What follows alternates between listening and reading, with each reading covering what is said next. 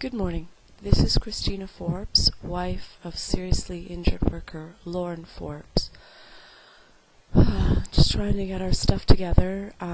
Unfortunately, like many injured workers that are usually about the point that Lauren's at, the couple-year mark and plus,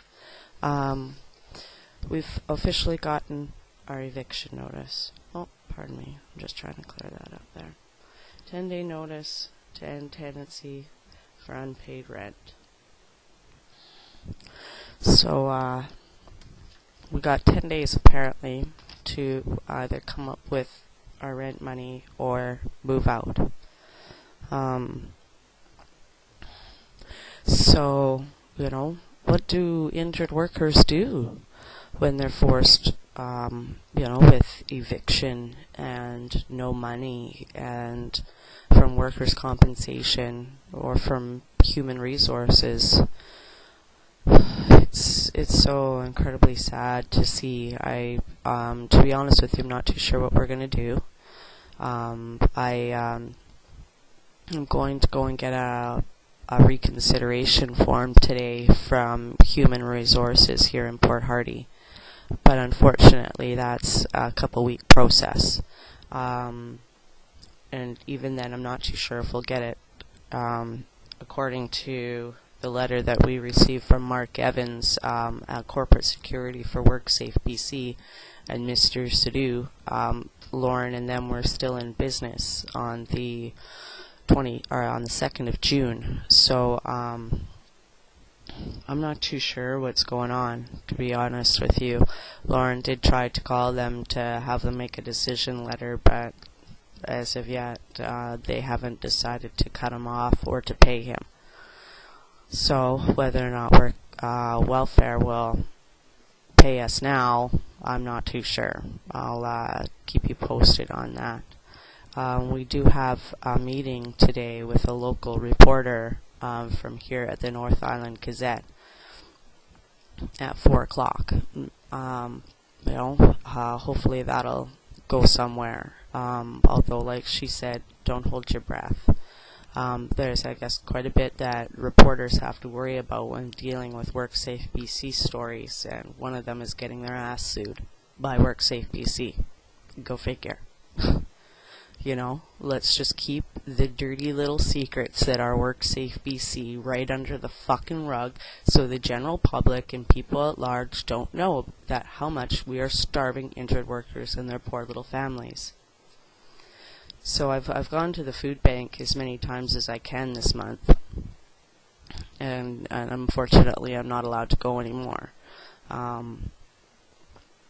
I've pawned most of our stuff, just got a few things left. The rest of the stuff that's in our home actually belongs to Easy Home, which is a rental company, because a couple of years back we've already had to pawn all of our stuff. But last year while I was working, we were able to accumulate a few things again. But unfortunately, I think on the 20th of this month, when Easy Home comes up to Port Hardy, most of the rest of our stuff will be gone. The things that we have with Easy Home are a couch, TV, my children's beds, and bunk beds and Dawson's bed. So when that goes back on the 20th, we'll be sitting on the floor, and my children will be sleeping on the floor. So, we'll fork over our bed anyways, and I'll sleep on the floor. This is really sad. I'm not too sure what to say anymore. I'm not too sure what to do anymore. Lauren is just about at the breaking point, which I'm not too sure which way that's going to go. He can't do anything for himself, It's not like he can go out and work right now. You guys, WorkSafeBC knows this. They know that Lauren can't work. There's some days the guy can't even scratch his ass or wipe his butt still, But these are issues that WorkSafeBC doesn't acknowledge, because according to WorkSafeBC, they're self-limitations. They're not limitations that are due to the injury. So, self-limitations are all just in your head, apparently, according to WorkSafeBC's whatever that they do there. I'm going to cut this one short because I found Dr. Gershman's report. The only doctor that WorkSafeBC has ever sent Lauren to. And funny, with Dr. Gershman, what we lost in WCAT, we had 3 issues. Lauren had 3 issues that went to WCAT. First one was whether or not he had CRPS RSD. The second one was whether or not he was entitled to a second opinion for CRPS RSD. And the third one was whether or not he had medically plateaued.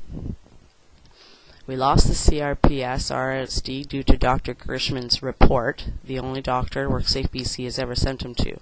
Lost whether or not Lauren was entitled to a second opinion, because as well as I know, as well as you guys know, that in WorkSafeBC policies and practices, that if there's 2 conflicting physicians, the injured worker is supposed to be sent off for an independent medical evaluation. Well, Dr. Gershman didn't agree with Dr. Scruton, as I showed you from some of the past videos. Dr. Scruton sure the fuck didn't agree with Dr. Gershman.